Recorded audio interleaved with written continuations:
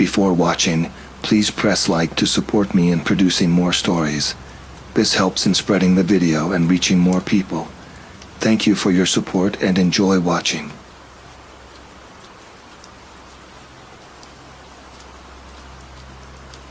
The harsh Wyoming wind whips across my face as I step out of my beat-up Ford pickup. It's early May, but the chill in the air still bites through my worn jacket. I take a deep breath, filling my lungs with the crisp mountain air, tinged with the scent of pine and something else, something I can't quite put my finger on. Name's Riker, by the way, just Riker. No fancy titles, no sir or mister. Just a guy trying to make ends meet in a world that seems hell-bent on grinding folks like me into dust. I survey the sprawling expanse of wool fields, the oil company that's become my reluctant home for the past few months. It's not the most glamorous job, but it pays well enough until I figure out what the hell I'm doing with my life. At 26, I should probably have that sorted by now, but here I am, drifting from one paycheck to the next, like a tumbleweed in the high plains. The site is a maze of metal and machinery, drilling rigs jutting up against the skyline like the ribcage of some prehistoric beast. Men in hard hats and oil-stained coveralls mill about, their voices a low rumble beneath the constant hum of equipment. It's a rough-and-tumble crew, guys with plenty of demons and not enough ways to exercise them. A six-pack after shift is about as close to therapy as most of us get out here. I make my way to the site office, a double-wide trailer that's seen better days.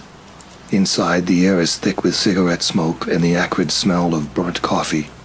Our foreman, a burly man named Hank with a beard that could nest eagles, is hunched over a map spread across his cluttered desk. "Riker," he grunts, not bothering to look up. "You're on the new site. Pack your shit. You're heading out in an hour." I freeze, my hand halfway to the coffee pot. "New site? What new site?" Hank finally looks up, his weathered face creasing into a frown. "Company's expanding. Got a fresh drilling location near Medicine Bow National Forest. You, Zeke, Tom, and a couple of the new guys are setting up camp out there." My stomach does a little flip. I've heard whispers about Medicine Bow, usually from the locals in town when they've had a few too many. Hunters disappearing without a trace, old Native American legends of creatures that stalk the night. The kind of stories that make for good campfire tales but bad dreams. "How long?" I ask, trying to keep my voice steady. Hank shrugs, his massive shoulders rising and falling like tectonic plates. "Month, maybe two. Depends on what we find. Now get moving. Truck leaves in 59 minutes, with or without you." I nod, knowing better than to argue. In this line of work, you go where they tell you, when they tell you. No questions asked. As I head back to my trailer to pack, a chill runs down my spine that has nothing to do with the Wyoming weather. I can't shake the feeling that I'm about to step into something I'm not prepared for. Something that goes beyond the usual dangers of working an oil rig. If only I'd listened to that nagging voice in the back of my head. If only I'd paid attention to the warnings, the signs. But hey, we all make mistakes. Some of us just pay a higher price for them than others. Little did I know, as I threw my duffel bag into the back of the company truck, that I was about to embark on a journey that would test not just my physical endurance, but the very limits of my sanity. The shadows of Medicine Bow were waiting, patient and hungry, and we were about to stumble right into their midst. The drive to the new site is long and mostly silent. Zeke, a lanky guy with a permanent 5 o'clock shadow, sits next to me, chain-smoking and staring out the window. In the back, Tom, one of the older guys on the crew, is snoring softly, his weathered face relaxed in sleep. The two new guys, fresh-faced and eager, whisper to each other, their excitement palpable. I can't help but envy their enthusiasm. Once upon a time, I was like them, viewing each new assignment as an adventure rather than just another paycheck. Now, after years in the oil fields, the shine has worn off, leaving behind a patina of cynicism and resignation. As we leave the main highway and turn onto a dirt road that cuts through the forest, an uneasy feeling settles in my gut. The trees press close on either side, their branches reaching out like gnarled fingers scraping against the sides of the truck. The light dims, filtered through layers of pine needles, casting everything in a greenish gloom. "Creepy as fuck out here," Zeke mutters, lighting another cigarette with shaking hands. I nod, not trusting myself to speak. There's something about these woods that feels off. It's more than just the isolation or the darkness. It's as if the very air is charged with an otherworldly energy, a presence that watches and waits. We reach the clearing where we're supposed to set up camp just as the sun is starting to set. It's a natural bowl in the landscape, surrounded on all sides by towering pines. The silence is oppressive, broken only by the rumble of our truck's engine and the occasional call of a bird high in the canopy. As we start to unload our equipment, I catch Tom staring into the tree line, his face pale in the fading light. "You all right?" I ask, approaching him. He jumps, startled by my voice. Yeah, just thought I saw something move out there, probably nothing." But the way his eyes keep darting back to that spot tells me he doesn't believe his own words. And if I'm honest with myself, neither do I. We work quickly, setting up our camp with the efficiency of men who've done this 100 times before. Metal trailers for sleeping, a larger one for the canteen, generators humming to life as we hook up the electrical systems. By the time full darkness falls, we have a little island of light and civilization carved out of the wilderness. That night, as we sit around a hastily built fire pit, nursing beers and swapping stories, I can't shake the feeling that we're being watched. Every rustle of leaves, every snap of a twig in the darkness beyond our circle of light, sends a jolt of adrenaline through my system. One of the new guys, I think his name is Mike, leans in, his voice low. "Hey, you guys hear about the stories they tell in town? About these woods?" Zeke snorts, tossing his empty can into the fire. "What, you believe in ghost stories, kid?" Mike shrugs, looking uncomfortable. "It's not just ghosts. They say there's something out here, something big. Hunters go missing every year, never to be found." "Bullshit," Tom growls. But there's a tremor in his voice that betrays his bravado. "It's just bears and mountain lions, nothing we can't handle." I stay silent, sipping my beer and staring into the flames. I want to believe Tom, want to dismiss the stories as nothing more than local legends blown out of proportion. But deep down, in a place I don't like to acknowledge, I know better. As the fire dies down and we head to our trailers for the night, I pause at the door of mine, looking out into the impenetrable darkness of the forest. For a moment I swear I see a pair of eyes reflecting the last embers of our fire, yellow, predatory, and far too intelligent to belong to any animal I know. I blink, and they're gone. Probably just my imagination, fueled by beer and campfire tales. But as I close the door and slide the lock into place, I can't help but wonder, what if it wasn't? That night I dream of running through endless woods, pursued by something I can't see but can feel breathing down my neck. I wake in a cold sweat, the echo of a howl that's both animal and not ringing in my ears. Little do I know, this is just the beginning. The true horrors of Medicine Bow are still waiting to reveal themselves, and we're about to learn the hard way that some legends are born from terrible truths. The next few days pass in a blur of hard work and growing unease. We set up the drilling equipment, a process that's both familiar and strange in this isolated clearing. The constant whir and clank of machinery feels out of place against the backdrop of ancient pines and untamed wilderness. It's on the 4th day that things start to go wrong. I'm doing a routine check on one of the pump jacks when Zeke comes running up, his face pale beneath the dirt and stubble. "Riker," he pants, out of breath. "You seen my toolkit? Can't find it anywhere." I frown, setting down the wrench I've been using. "Didn't you have it yesterday? By the eastern rig?" Zeke nods frantically. "Yeah, left it there overnight. Figured it'd be safe. But this morning, poof, gone." A cold feeling settles in my gut. We're miles from anywhere with no one around for dozens of miles except our own crew. Tools don't just vanish into thin air. "Let's take a look," I say, trying to keep my voice calm. We head over to the eastern rig, the one closest to the tree line. As we approach, I notice something odd about the ground. There are marks in the soft earth, like something heavy was dragged across it. "Zeke," I say softly, pointing. "You see that?" He nods, his Adam's apple bobbing as he swallows hard. "What the hell made those?" I kneel down, examining the tracks more closely. They're unlike anything I've ever seen before. Too big to be a bear, too wide set to be a mountain lion. And there's something else, something that makes my skin crawl. They look almost human, but distorted, as if whatever made them walks on two legs but isn't quite right. The tracks lead straight into the forest, disappearing into the shadows beneath the trees. "Should we follow them?" Zeke asks, his voice barely above a whisper. I stand up, brushing the dirt from my hands. Every instinct I have is screaming at me to say no, to go back to the safety of our camp and pretend we never saw this. But I know we can't. Whatever's out there, whatever took Zeke's tools, it's not going to just go away. "Yeah," I say, surprised at how steady my voice sounds. "But we're not going alone. Get Tom and one of the new guys, and bring a rifle." Zeke nods and hurries off. As I wait for him to return, I can't shake the feeling that we're being watched. The forest seems to press in around me, the shadows between the trees deeper and more menacing than they should be in broad daylight. When Zeke returns with Tom and Mike, the younger of the two new guys, we form a small, nervous group at the edge of the clearing.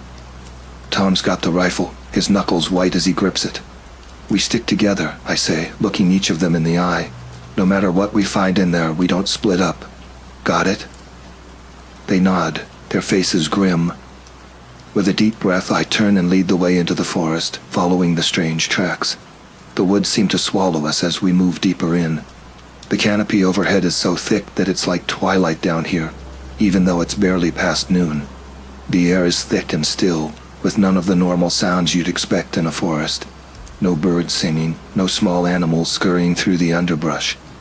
It's as if all the life has been sucked out of this place, leaving behind only an eerie, watchful silence. We follow the tracks for what feels like hours, but is probably only 20 minutes or so. They wind between the trees, sometimes clear in patches of soft earth, sometimes disappearing altogether on rocky ground. Just as I'm about to suggest we turn back, Mike lets out a strangled gasp. "Look," he hisses, pointing ahead. In a small clearing, barely visible through the trees, is Zeke's toolkit. It's open, the tools scattered around as if whatever took it was examining them. But that's not what makes my blood run cold. Next to the toolkit is a massive footprint, pressed deep into the earth. It's easily twice the size of my own foot, with long, curved indentations at the end of each toe that can only be claws. "Jesus Christ," Tom whispers, raising the rifle. That's when we hear it, a low, rumbling growl that seems to come from everywhere and nowhere at once. It's a sound that bypasses all rational thought and goes straight to the primitive part of our brains, the part that knows when it's in the presence of a predator. "Run," I manage to croak out. "Run!" We turn and flee, crashing through the underbrush with no thought for stealth or direction. Behind us, I hear the sound of something large moving through the forest, branches snapping like twigs under its weight. I don't know how long we run. Time loses all meaning in the green twilight of the forest. All I know is the burning in my lungs, the thunder of my heart, and the absolute certainty that if we stop, we die. When we finally burst out of the tree line and into our clearing, we don't stop running until we reach the center of the camp. We collapse there, gasping for air, our clothes torn and dirty. What the fuck was that?" Zeke pants, his eyes wild with fear. I shake my head, unable to speak. Because the truth is, I don't know. I don't want to know. All I know is that we've stumbled into something far beyond our understanding, something that defies all rational explanation. As the other workers gather around us demanding to know what happened, I catch Tom's eye. The look we share is one of grim understanding. Whatever's out there in those woods, it's hunting us now. And I have a sinking feeling that this is only the beginning. That night, as we huddle in the canteen, weapons close at hand, I can't help but think about how quickly our world has changed. Yesterday, we were just a bunch of guys doing a job. Now we're prey, trapped in a small island of light and technology, surrounded by a sea of darkness that holds God knows what. And the worst part? We can't leave. The company won't send an evac for anything short of a major accident. And even if we decided to make a run for it, we're days away from the nearest town on foot. So we wait and we watch, and we pray that whatever's out there doesn't decide to come looking for us again. But deep down I know it's only a matter of time. The real question is, when it does come, will we be ready? The next few days pass in a haze of tension and fear. We go about our work, but there's no heart in it anymore. Every task is performed with one eye on the tree line. Every sound from the forest sends a ripple of panic through the camp. We've taken to working in pairs, no one going anywhere alone. Weapons are always close at hand. Not that I think they do much good against whatever's out there, but they provide a small measure of comfort. It's on the 5th day after our encounter in the woods that Tom disappears. The morning starts like any other. We gather in the canteen for a quick breakfast, going over the day's assignments. Tom's scheduled to check on a pump at the far edge of our site, closest to the forest. He grumbles about it, but that's nothing new.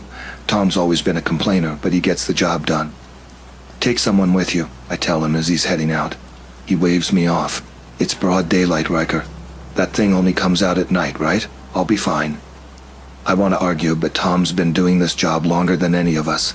If he says he'll be fine, who am I to question him? Still, as I watch him walk away, there's a sinking feeling in my gut that I can't shake. An hour passes, then 2. By lunchtime, there's still no sign of Tom. Maybe he's taking a long smoke break, Zeke suggests, but his voice is tight with worry. I shake my head. Not Tom. He bitches about the work, but he always gets it done on time. I turn to Mike and the other new guy, whose name I've learned is Dave. "You two, come with me. We're going to check on him." As we make our way to the pump Tom was supposed to be working on, an eerie silence settles over us. The constant background noise of the drilling equipment seems muffled, as if the forest itself is absorbing the sound. We reach the pump and my heart sinks. Tom's tools are scattered on the ground, his half-smoked cigarette crushed nearby, but there's no sign of Tom. "Tom!" I call out, my voice echoing unnaturally in the still air. "Tom!" No answer. Mike points to the ground, his hand shaking. "Look, there, in the soft earth, are those same massive footprints we saw in the woods. They lead from the tree line to where Tom's tools lie, then back into the forest. And next to them, barely visible, are the drag marks of what can only be Tom's boots." "Jesus," Dave whispers. "It got him. It actually got him." I feel the panic rising in my chest, threatening to overwhelm me. But I can't lose it now. The others are looking to me, waiting to see what I'll do. "We need to go back," I say, forcing my voice to remain steady. "Get everyone together. We're calling this in." As we hurry back to the main camp, I can feel the weight of eyes on us. Whatever's out there, it's watching, waiting. Back at the camp, I gather everyone in the canteen. The fear is palpable, hanging in the air like a thick fog. "Listen up," I say, looking around at the pale, frightened faces. "Tom's missing. We don't know what happened to him, but we can't ignore this anymore. I'm calling the company, demanding an evac." There's a collective sigh of relief, but it's short-lived. Hank, our foreman, steps forward. "They won't do it," he says gruffly. "Not without proof. A missing man isn't enough. They'll just tell us to keep working and file a report." "Then what the hell do we do?" Zeke demands, his voice cracking with fear. I take a deep breath. We search. We arm ourselves, form teams, and we go look for Tom, and whatever took him. The silence that follows is deafening. I can see the fear in their eyes, the desire to run and never look back, but I also see determination. These are tough men used to facing danger, and Tom is one of our own. "I'm in," Mike says, stepping forward. One by one, the others nod their agreement. Even Hank, usually so by the book, gives a curt nod. "All right," I say, "we'll split into 3 teams. Hank, you take Zeke and Dave. Mike, you're with me. The rest of you stay here and guard the camp. If we're not back by sundown, you call for help no matter what the company says. Understood?" They nod, faces grim but determined. As we gear up, rifles, flashlights, radios, I can't help but wonder if we're making a terrible mistake. We're not hunters or trackers. We're just a bunch of oil workers way out of our depth. But we can't leave Tom out there. And deep down, I know that even if we did try to run, that thing in the woods would hunt us down one by one. So we head out, into the green twilight of the forest, searching for our missing friend and the monster that took him. Little do we know, we're walking into a nightmare beyond anything we could have imagined. The forest seems to close in around us as soon as we step beyond the clearing. The air grows thick and heavy, filled with the musty scent of decaying leaves and something else, something rank and animal. Mike and I move slowly, our eyes scanning the shadows between the trees. Every snapping twig, every rustle of leaves sends a jolt of adrenaline through my system. I grip my rifle tighter, knowing deep down that it probably won't do much good against whatever we're hunting. Or whatever's hunting us. We've been walking for about an hour when Mike suddenly grabs my arm. "Riker," he whispers, pointing. At first I don't see anything. Then as my eyes adjust, I spot it. A scrap of fabric caught on a low-hanging branch. We approach cautiously. The fabric is torn and stained with what looks horribly like blood. "It's from Tom's shirt," Mike says, his voice trembling. I nod, feeling sick to my stomach. "We're on the right track. Keep your eyes open." We push deeper into the forest. The trees here are older, massive trunks stretching up into a canopy so thick that barely any light filters through. It's like walking into the mouth of some great beast, being swallowed whole by the wilderness. That's when we hear it, a low, guttural growl that seems to come from everywhere at once. Mike and I freeze, our backs pressed against a giant oak. "What the fuck was that?" Mike whispers, his eyes wide with terror. I shake my head, not trusting myself to speak, because I know that sound. It's the same one we heard that day we found Zeke's toolkit. The sound of something that shouldn't exist. We stand there, barely breathing, for what feels like hours but is probably only a few minutes. Slowly the forest returns to its eerie silence.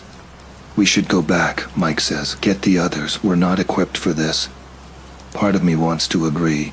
Every instinct is screaming at me to run, to get as far away from this cursed forest as possible. But then I think of Tom, out here somewhere, possibly hurt or worse. "We can't leave him," I say. "We keep going." Mike looks like he wants to argue, but he nods. We push on, deeper into the heart of the forest. As we walk, I start to notice something strange about our surroundings. The trees seem wrong somehow. Their bark is twisted into unnatural patterns, branches reaching out like gnarled fingers. And the silence, it's absolute now. No birds, no insects, not even the whisper of wind through leaves. It's as if we've stepped into another world entirely. We've been walking for what feels like hours when we stumble into a clearing. And that's when we see it. At first my mind can't make sense of what I'm looking at. It's like my brain is refusing to process the information my eyes are sending it. But slowly, horribly, the image becomes clear. In the center of the clearing stands a massive thing. It's vaguely humanoid, but that's where any resemblance to anything natural ends. It towers at least 9 feet tall, its body a mass of matted fur and twisted limbs. Its head is a nightmarish blend of wolf and bear, with a muzzle full of teeth that gleam in the dim light. But it's the eyes that freeze the breath in my lungs. They're yellow, glowing with an intelligence that's terrifyingly human. And at its feet, crumpled like a broken doll, is Tom. I hear Mike retch beside me, but I can't tear my eyes away from the scene. The creature, because what else can I call it, is hunched over Tom's body, and I realize with dawning horror that it's feeding. In that moment, something inside me snaps. All the fear, all the tension of the past few days comes rushing out in a wave of pure animalistic rage. Without thinking, I raise my rifle and fire. The sound of the shot is deafening in the unnatural silence of the forest. The creature's head snaps up, those terrible yellow eyes locking onto us.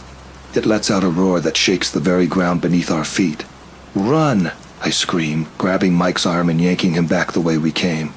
We crash through the underbrush, branches whipping at our faces, roots threatening to trip us with every step. Behind us, I can hear the creature pursuing, its massive form smashing through the forest with terrifying speed. I don't know how long we run. Time loses all meaning in the green twilight of the forest. All I know is the burning in my lungs, the thunder of my heart, and the absolute certainty that if we stop, we die. Somehow, miraculously, we burst out of the tree line and into our clearing. I hear shouts of alarm from our campmates, see them rushing towards us with weapons raised. "Shoot it!" I scream, risking a glance over my shoulder. The creature is right behind us, its massive form filling my vision. In the harsh light of our floodlamps, it looks even more nightmarish. A patchwork of fur and scales and things I have no words for. A volley of gunfire erupts behind me. The creature roars in pain and anger, rearing up to its full height. For a moment it seems to hesitate, caught between the desire to attack and the instinct to flee. Then, with one last bone-chilling howl, it turns and disappears back into the forest. Mike and I collapse to the ground, gasping for air. The others gather around us, faces pale with shock and fear. What the fuck was that thing? Zeke asks, his voice barely above a whisper. I shake my head, unable to speak. Because the truth is, I don't know. I don't want to know. All I know is that we've stumbled into something far beyond our understanding, something that defies all rational explanation. As Hank helps me to my feet, I catch his eye. The look we share is one of grim understanding. We can't stay here. Whatever's out there in those woods, it's not going to stop. We're in its territory now, and it won't rest until we're all dead. We're leaving, I say, my voice hoarse but firm. Now, grab what you can carry. We're getting the hell out of here. There's no argument. Everyone scatters, rushing to gather supplies and weapons. Within minutes, we're piling into the trucks, engines roaring to life. As we pull out of the clearing, I take one last look at the forest. For a moment, I swear I see those yellow eyes gleaming in the darkness, watching us go. We drive through the night, not stopping until we reach the nearest town. We tell the local authorities a story about a bear attack, about Tom falling victim to the wilderness. It's easier than trying to explain the truth. The company sends investigators, of course. They comb through the abandoned camp, search the surrounding forest. They find nothing. No signs of any creature, no trace of Tom's body. Eventually, they write it off as an animal attack, a tragic accident. But I know the truth. We all do, those of us who were there. And on dark nights, when the wind howls outside my window, I still see those yellow eyes in my dreams. I still hear that bone-chilling roar echoing through the trees. Because the thing is, you can run from what's in those woods, but you can't run from the knowledge that out there, in the wild places of the world, there are things beyond our understanding. Things that remind us that for all our technology, all our civilization, we're still just prey animals at heart. And sometimes the monsters win. It's been 5 years since that night in Medicine Bow National Forest. 5 years of trying to forget, of drowning the memories in whiskey and meaningless jobs. But some things, you can't ever really leave behind. I don't work the rigs anymore. Couldn't stand the sight of drilling equipment, the smell of oil. These days I do odd jobs in a small town in New Mexico, about as far from Wyoming as I could get without leaving the country. The others scattered too. Last I heard, Zeke was working construction in Florida. Mike went back to school trying to make something of himself away from the oil fields. Hank ate his gun about a year after it happened. Couldn't handle the nightmares, I guess. Me? I get by. Most days I can almost convince myself it was all a bad dream. That we never saw what we saw in those woods.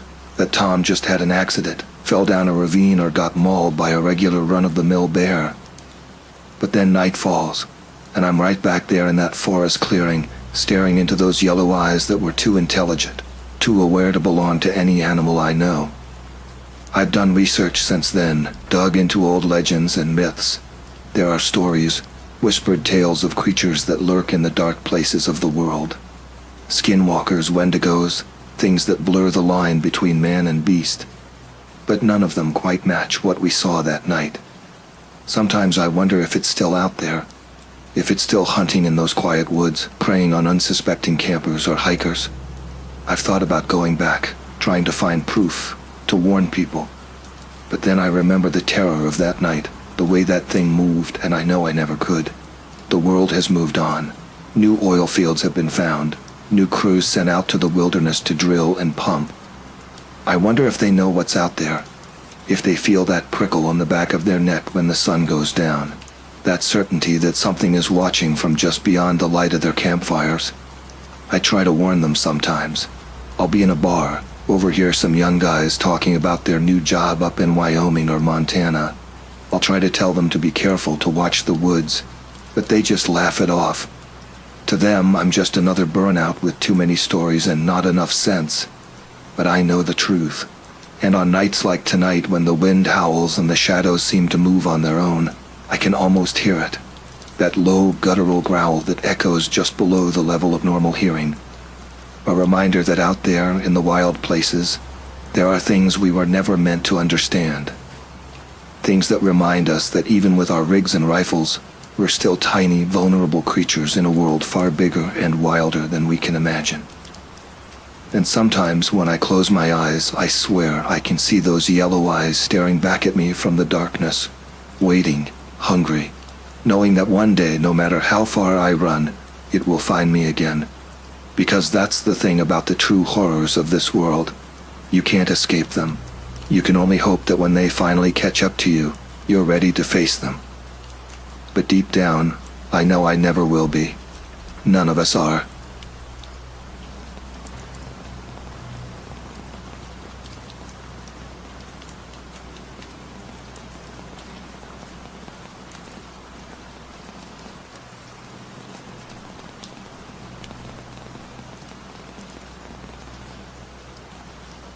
My name is Rowan, and I've always been drawn to the untamed corners of the world. As a freelance photographer, I've made it my mission to capture the raw beauty of nature in its most secluded forms. A few years ago, this pursuit led me to the sun-scorched landscapes of Arizona, a decision that would forever change my perception of reality and the natural world. The allure of the desert had been gnawing at me for months. I'd scroll through my social media feeds, seeing the same overly saturated shots of Antelope Canyon or the Grand Canyon, and I'd feel this itch. An itch to find something different, something untouched. I wanted to capture the essence of the desert that others had overlooked, to find beauty in its harshest, most unforgiving corners. So, on a crisp autumn morning, I loaded up my battered Jeep Wrangler with camping gear, enough canned food to last a month, and my prized camera equipment. The plan was simple. Drive south from my home in Colorado, cross into Arizona, and then... well, that was the exciting part. I had no real destination in mind, just a vague notion of heading off the beaten path and seeing where the desert would take me. As I pulled out of my driveway in Boulder, the sun was just beginning to peek over the Flatirons. I felt a surge of excitement mixed with a tinge of anxiety. This wasn't my first solo trip, but something about this one felt different, more significant somehow. I shook off the feeling, chalking it up to pre-adventure jitters, and pointed my Jeep south. The drive through Colorado was familiar, comforting even. But as I crossed the state line into Arizona, the landscape began to change dramatically. The lush greenery of the Rockies gave way to vast expanses of ochre and rust-colored earth. Mesas and buttes rose from the plains like ancient sentinels, their layered sides telling geological stories spanning millions of years. I drove for hours, the radio fading in and out as I left civilization behind. The highways turned to state roads, then to county roads, and finally to dusty, unmarked trails that tested the limits of my Jeep's suspension. By the time the sun began to set on my first day in Arizona, I found myself in a remote area that didn't seem to appear on any of my maps. Pulling off the dirt road, I found a relatively flat area sheltered by a large sandstone outcropping. It seemed as good a place as any to make camp for the night. As I set up my tent and prepared a simple dinner of beans and jerky, I couldn't shake the feeling that I was being watched. I kept glancing over my shoulder, expecting to see something. But there was nothing there, just the vast empty desert stretching out in all directions. That night, as I lay in my sleeping bag, the silence of the desert was almost oppressive. There were no crickets, no rustling leaves, not even the distant hum of traffic. Just absolute all-encompassing silence. It was in this silence that I first heard it. A sound so faint that at first I thought I had imagined it. A low, rumbling growl that seemed to come from everywhere and nowhere at once. I sat up, heart pounding, and fumbled for my flashlight. The beam cut through the darkness, illuminating the interior of my tent and nothing more. I unzipped the tent flap and shone the light outside, half expecting to see a pair of glowing eyes staring back at me. But there was nothing, just sand, rock, and the occasional scraggly bush. I tried to convince myself that it was just the wind, or maybe my imagination playing tricks on me in this unfamiliar environment. But as I settled back into my sleeping bag, I couldn't shake the feeling that something out there in the darkness was aware of my presence, something that didn't want me there. Sleep came fitfully that night, filled with half-remembered dreams of pursuit and shadow figures always just out of sight. When dawn finally broke, I was relieved to pack up camp and get back on the road. I told myself that a new day and a new location would reset my nerves. If only I had known then what lay ahead. If only I had trusted that initial instinct and turned back towards civilization. But the allure of the unknown, the promise of capturing something truly unique, drove me deeper into the desert. And with each mile, I was unwittingly drawing closer to an encounter that would shatter my understanding of the natural world and leave me forever changed. The second day of my Arizona adventure dawned clear and brutally hot. I woke up drenched in sweat, my shirt clinging to my back as I emerged from my tent. The sun had barely crested the horizon, and already the temperature was climbing rapidly. I knew I had to get moving before the real heat of the day set in. After a quick breakfast of instant coffee and a protein bar, I consulted my maps. I had a vague idea of heading towards an area where I'd heard rumors of abandoned mining towns. Ghost towns had always fascinated me, the way nature slowly reclaims what humans have left behind, the stories etched into weathered wood and rusted metal. I drove for hours, the landscape becoming increasingly desolate. The paved roads had long since given way to rough dirt tracks, and my Jeep groaned in protest as I navigated around boulders and through dry creek beds. By mid-afternoon, I was beginning to wonder if I had made a mistake. My GPS was useless out here, and the few landmarks I could spot didn't seem to match up with my outdated paper map. Just as I was considering turning back, I crested a small rise and saw it, a cluster of dilapidated buildings nestled in a shallow valley. From a distance, it looked like a mirage, shimmering in the heat haze. But as I drew closer, the details came into focus. Weathered wooden structures, their paint long since stripped away by sun and wind, the skeletal remains of what must have once been an impressive mineshaft headframe. And everywhere, the detritus of human habitation, abandoned to the elements. I parked the Jeep at what appeared to be the outskirts of the town and grabbed my camera gear. The excitement of discovery momentarily overrode my lingering unease from the previous night. This was exactly the kind of place I had been hoping to find, untouched, forgotten, full of visual stories waiting to be told through my lens. As I walked into the town, the silence was oppressive. No bird calls, no insect buzz, not even the whisper of wind through the empty buildings. Just the crunch of gravel under my boots, and the occasional metallic groan as some piece of abandoned machinery shifted in the heat. I spent hours photographing the town, close-ups of rusted door hinges, wide-angle shots of collapsing roof lines silhouetted against the harsh blue sky, intimate glimpses into long-abandoned homes where personal belongings still lay scattered, as if their owners had simply vanished mid-life. It was as I was setting up a shot of an old saloon, its swinging doors hanging crookedly from their hinges, that I first noticed the footprints. At first I dismissed them as my own, but something made me look closer. These prints were larger than mine, much larger, and they seemed to lead from building to building in a purposeful pattern. A chill ran down my spine despite the heat. The prints were fresh, the edges still crisp in the dry desert soil. Someone or something had been here recently, and judging by the size of the prints, it was big. I straightened up, suddenly very aware of how alone I was. The town, which had seemed so still and abandoned just moments before, now felt alive with hidden menace. Every darkened doorway, every shadowed alley seemed to conceal watching eyes. That's when I noticed the trail leading up into the hills behind the town. It was barely visible, more of a game trail than anything made by humans, but the strange footprints led directly to it, disappearing into a narrow, twisting canyon. Common sense told me to leave, to get back to my Jeep and put as much distance between myself and this place as possible. But the photographer in me, the part always hungry for the next great shot, whispered that whatever had made those prints might be the subject I had been searching for. As the sun began to dip towards the horizon, painting the desert in shades of orange and deep purple, I made my decision. I would follow the trail, just for a little while, just far enough to see if I could spot whatever had left those massive prints. With my camera clutched tightly to my chest, I set off up the trail. The walls of the canyon rose steeply on either side, casting deep shadows that seemed to move and shift as I walked.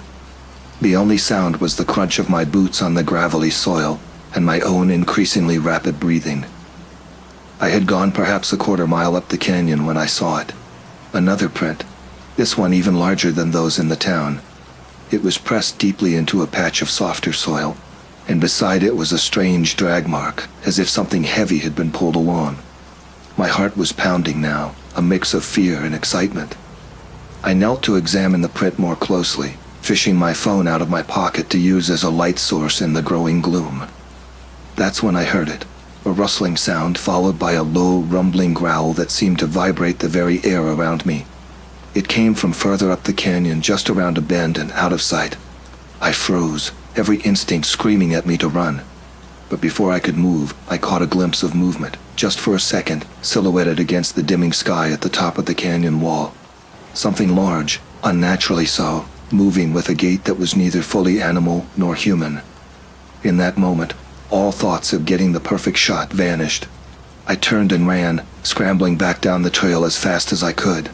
I could hear it behind me, that heavy, lumbering gait growing closer. Branches snapped, rocks clattered down the canyon walls, and all the while that low growl continued, growing louder. I burst out of the canyon mouth, my lungs burning, and sprinted for my jeep. I fumbled with the keys, my hands shaking so badly I could barely get them into the ignition. As the engine roared to life, I caught one last glimpse in my rearview mirror, a dark shape, massive and indistinct, emerging from the canyon. I hit the gas, tires spinning in the loose dirt before finding purchase. As I sped away, kicking up a cloud of dust, I could have sworn I heard a howl. Not the high, piercing cry of a coyote or wolf, but something deeper, more guttural. Something that had no place in the natural world as I understood it. I drove through the night, not stopping until I reached the outskirts of Phoenix. As the first streaks of dawn painted the sky, I pulled into a cheap motel, my hands still shaking as I paid for a room. I double-checked the locks on the door and windows before collapsing onto the bed, physically and emotionally exhausted. As I drifted off into an uneasy sleep, one thought kept circling in my mind. What had I seen out there in the desert? And more importantly, had it followed me? The next few days passed in a blur of cheap motels and aimless driving. I couldn't shake the feeling of being watched, couldn't erase the memory of that dark shape emerging from the canyon. I kept telling myself it was just a bear, maybe a particularly large mountain lion. But deep down I knew that wasn't true. What I had glimpsed was something other. I thought about packing it in, heading back home to Colorado. But a combination of stubborn pride and morbid curiosity kept me in Arizona. I wasn't ready to give up on my photography trip, wasn't willing to let one weird experience, no matter how terrifying, send me running home with my tail between my legs.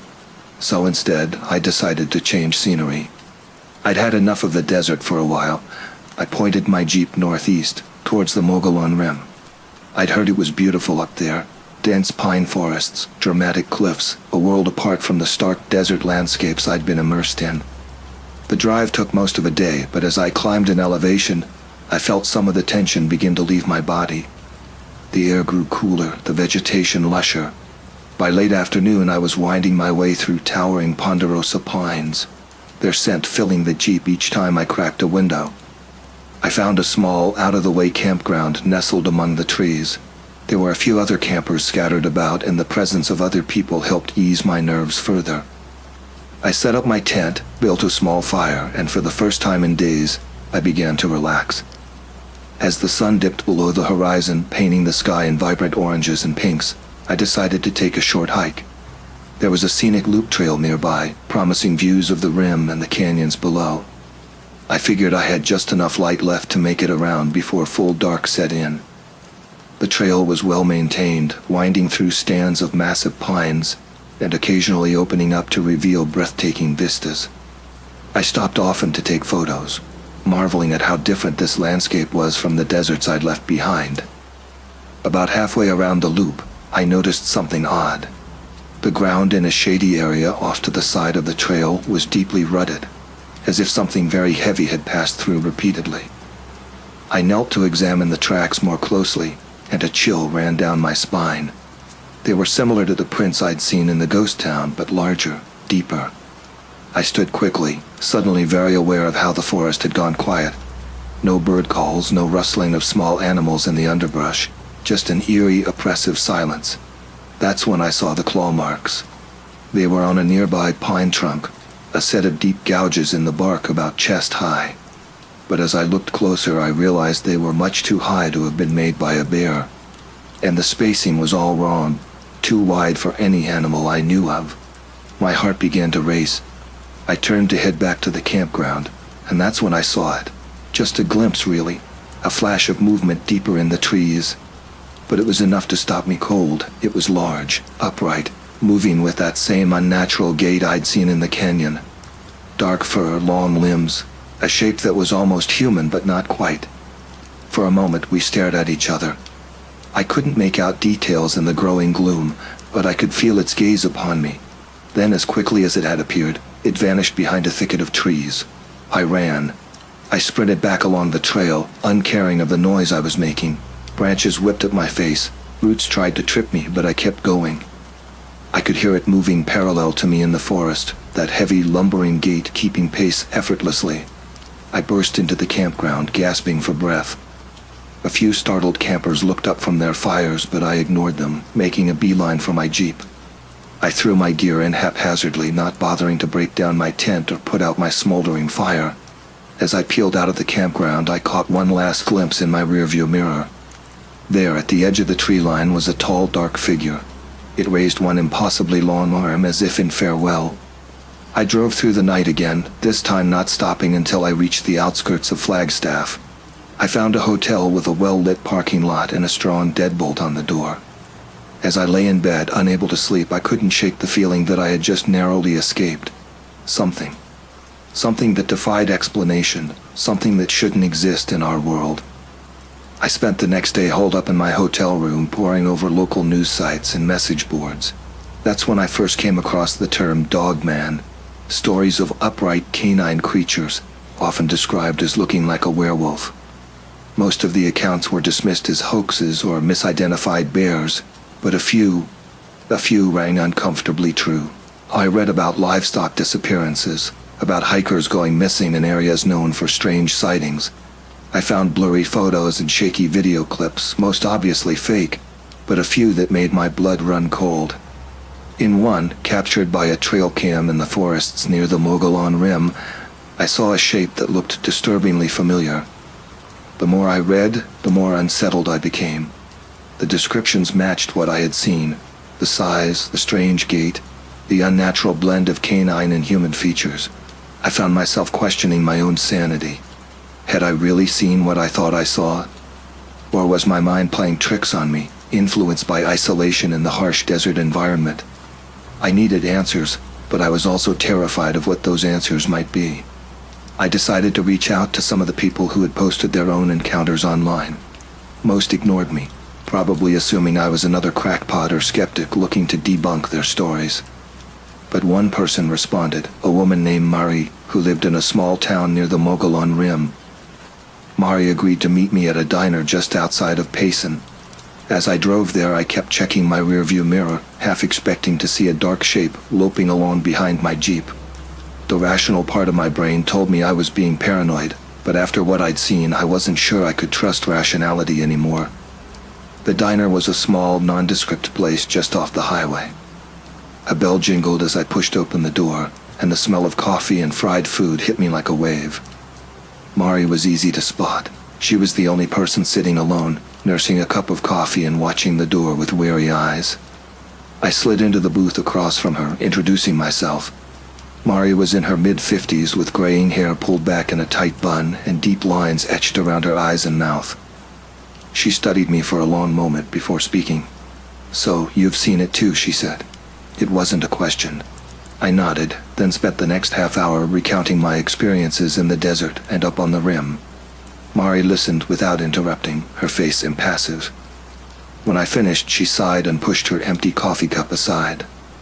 "My family's been in this area for generations," she said. "The stories, they go back a long way. The Apaches had legends about skinwalkers, shapeshifters who could take on animal forms. But what you're describing, what I've seen, it's something different." Mari went on to tell me about her own encounter years ago when she was working as a park ranger. She'd been doing a night patrol when she came across a campsite that had been torn apart. At first she thought it was a bear, but the claw marks were all wrong. And then she saw it, watching her from the tree line. It was like looking at a wolf that had decided to stand up and walk like a man, she said, her voice barely above a whisper. but bigger than any wolf has a right to be. And its eyes, they were too intelligent. It knew I was seeing it, and it wanted me to see it. Mari had reported the incident, of course, but her superiors had dismissed it as a bear attack, despite her insistence otherwise. Over the years, she'd heard other stories, hikers going missing, strange howls in the night that didn't sound quite like coyotes or wolves. Most folks around here, they don't talk about it, Mari said. They pretend it's not happening, or they come up with explanations that fit into their worldview. But some of us, we know the truth. There's something out there in the wilderness, something that ain't natural. I left the diner with more questions than answers, but also with a growing sense of dread. Mari's story had confirmed my worst fears, that what I had seen wasn't just a figment of my imagination. It was real, and it was out there. Over the next few days, I dug deeper. I spoke with other locals, most of whom clammed up as soon as I mentioned strange sightings, but a few, usually after a drink or two, would open up.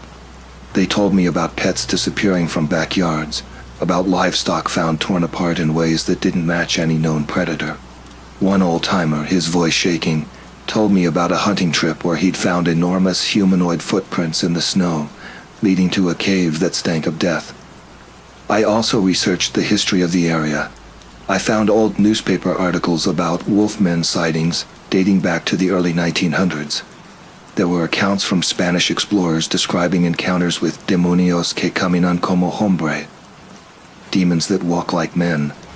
And deeper still, I found references in Native American lore to creatures that straddled the line between human and beast. The more I learned, the more I became convinced that there was something out there, something that had been living alongside humans for centuries, staying just out of sight, emerging only occasionally to remind us that we don't know everything about our world. But knowledge, I was learning, came with a price. I couldn't shake the feeling that I was being watched. Even in the middle of busy Flagstaff, I'd catch myself looking over my shoulder, scanning rooftops and alleyways for a glimpse of something that didn't belong. I had trouble sleeping, jolting awake at the slightest sound, convinced that I could hear heavy breathing just outside my window. I knew I should leave, go back home to Colorado and try to forget everything I'd seen and learned. But I couldn't. I was in too deep now, driven by a need to understand, to document, to prove to myself that I wasn't going crazy. So I did what any self-respecting, possibly unhinged photographer would do. I decided to go back into the woods. I chose a different area this time, a remote section of the Apache Sitgreaves National Forest. I figured if these creatures were real, they'd need a large territory, somewhere with plenty of cover and minimal human interference. The dense pine forests and rugged terrain of the White Mountains seemed like a good bet. I packed my Jeep with camping gear, extra batteries for my camera, and, I'll admit it, a larger caliber handgun than I usually carried for protection against ordinary wildlife. I told myself it was just a precaution, but deep down I knew that if I encountered what I was looking for, a gun probably wouldn't do much good. The drive into the forest was tense. Every shadowy shape between the trees seemed to move. Every snapping twig made me flinch. I found a small clearing to set up camp, choosing a spot with good visibility in all directions. As I pitched my tent and arranged my gear, I couldn't shake the feeling that I was being observed. Night fell quickly in the forest. I built a small fire, more for comfort than warmth, and sat with my back to my Jeep, camera at the ready. The woods were alive with normal nighttime sounds, the hoot of an owl, the rustle of small animals in the underbrush. But underneath it all, there was a tension, as if the forest itself was holding its breath. Hours passed. My fire burned low, and the moon rose high overhead, casting long shadows through the trees. I was beginning to think I had made a mistake, that I was chasing shadows and legends when I heard it. A howl, but not like any wolf or coyote I'd ever heard. It was deeper, more guttural, with an almost human quality to it. It echoed through the trees, seeming to come from everywhere and nowhere at once. And then, silence. An unnatural, absolute silence that made the hair on the back of my neck stand up. I stood slowly, my camera clutched in trembling hands. That's when I saw the eyes, 2 pinpricks of reflected firelight, far too high off the ground to be any normal animal. They blinked once and then were gone. My heart pounding, I raised my camera and started snapping pictures blindly in the direction where I'd seen the eyes. The flash illuminated the forest in stark bursts of light, revealing nothing but trees and shadows. But in the instant between flashes, I caught glimpses of movement, a dark shape weaving between the pines, always just out of clear sight. And then it stepped into view. It was huge, easily 7 or 8 feet tall, with a broad, powerful build. In the brief flash of my camera, I saw matted fur, long arms ending in wickedly curved claws, and a head that was a nightmarish blend of wolf and human features. But it was the eyes that struck me most, yellow, intelligent, and filled with an emotion I couldn't quite place. Curiosity? Hunger? Amusement? I stood frozen, unable to run, unable to even lower my camera. The creature regarded me for a long moment, its head cocked slightly to one side. Then, with a speed that belied its size, it turned and loped off into the darkness. I'd like to say I bravely stood my ground, that I continued taking pictures or tried to follow it. But the truth is, I ran. I threw my gear into the Jeep haphazardly, leaving my tent and half my supplies behind, and drove out of that forest like the hounds of hell were on my heels. It wasn't until I was miles away, my hand shaking so badly I could barely grip the steering wheel, that I realized I had gotten what I came for. I had seen it, up close and personal, and I had pictures. I didn't stop driving until I reached Phoenix, putting as much distance between myself and those woods as I could. I found a cheap motel on the outskirts of the city, one with good Wi-Fi and a 24-hour coffee shop nearby. I needed to see what I had captured. With shaking hands, I connected my camera to my laptop and began downloading the images. Most were blurry or completely black, unsurprising given the conditions and my panicked state. But as I scrolled through, my breath caught in my throat. There, in one frame, was undeniable proof. The creature was partially obscured by a tree, but what was visible was clear as day. The muscular fur-covered arm, the elongated snout, lips pulled back to reveal rows of sharp teeth, and those eyes, staring directly into the camera with an intelligence that sent chills down my spine. I stared at the image for what felt like hours, alternating between elation at having captured proof and terror at the implications. This wasn't a hoax, wasn't a man in a suit or a misidentified bear. This was something else entirely, something that shouldn't exist in our world. My first instinct was to share the image, to upload it to every cryptid forum and social media platform I could find. But as my cursor hovered over the post button, I hesitated. What would be the consequences of revealing this to the world? Would I be dismissed as a crackpot, my reputation as a photographer ruined? Or worse, would I be believed? And if so, what would happen to these creatures if their existence became common knowledge? In the end, I couldn't do it. The image was too clear, too undeniable. Releasing it would change everything, and I wasn't sure the world was ready for that change. Instead, I encrypted the file and stored it on a secure drive, hidden away where only I could access it. But the knowledge of what I had seen, what I had photographed, weighed heavily on me. I found myself jumping at shadows, convinced that every rustle of leaves was a 7-foot canine monstrosity coming for me. I couldn't sleep, couldn't eat. The thrill of discovery had been replaced by a gnawing fear that followed me everywhere. It's been years since that night in the forest. Years since I captured that impossible image. I've never gone back to Arizona, never tried to seek out another encounter. But the experience has colored every aspect of my life since then. I still work as a photographer, but I stick to cities now. The thought of being alone in the wilderness, of what might be watching from just beyond the tree line, is more than I can bear. I've turned down lucrative jobs photographing national parks and remote landscapes, much to the confusion of my colleagues. The encrypted file with the photograph still exists, buried in layers of security on a hard drive in the back of my closet. Sometimes late at night when the world feels too normal, too mundane, I'm tempted to dig it out, to look at it again and remind myself that there are still mysteries in the world. But I never do. Some truths I've learned are better left hidden. I've never told anyone the full story of what happened to me in Arizona. How could I? Who would believe me? But sometimes when I'm in a bar and overhear people talking about cryptids or unexplained phenomena, I'll catch myself smiling.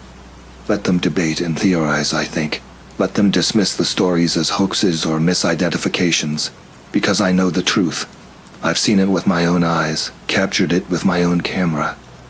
There are things out there in the dark spaces of the world, things that defy explanation. And sometimes, if you're very lucky or very unlucky, you might catch a glimpse of them.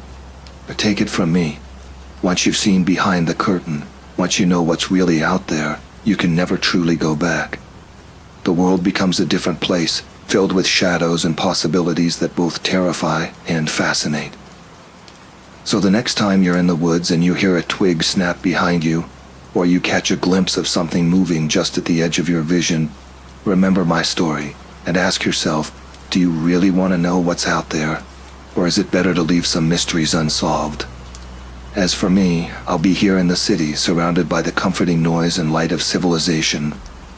But a part of me will always be back in those Arizona woods, standing face to face with something impossible. And I'll always be looking over my shoulder, wondering if it's looking back.